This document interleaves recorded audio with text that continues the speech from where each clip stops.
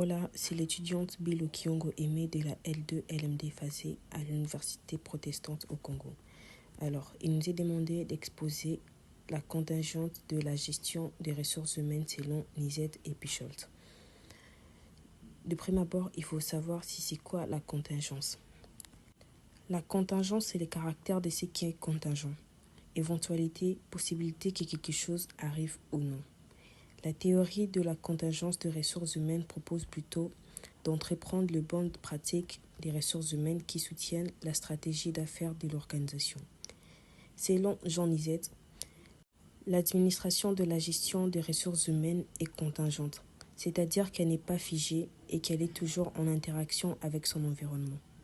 Cela signifie que l'administration de l'entreprise est en interaction constante avec son environnement.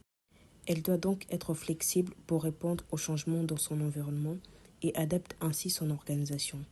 Cela signifie que l'organisation doit considérer les aspects socio-économiques et culturels de son environnement pour prendre des décisions.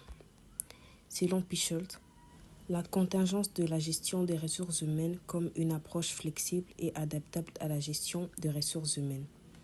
D'après Picholt, la gestion des ressources humaines doit être adaptée aux différents contextes, à la situation spécifique et aux besoins des employés. La contingence s'appuie sur l'idée que chaque organisation est unique et possède des besoins particuliers. L'administration des ressources humaines doit être adaptée à ces besoins spécifiques et aux conditions dans lesquelles l'organisation fonctionne. En ce qui concerne la différence, les deux théories de contingence de Nizet et de Picholt sont similaires en ce qu'elles sont toutes les deux centrées sur l'idée de flexibilité dans la gestion des ressources humaines. Cependant, il existe quelques différences entre les deux théories.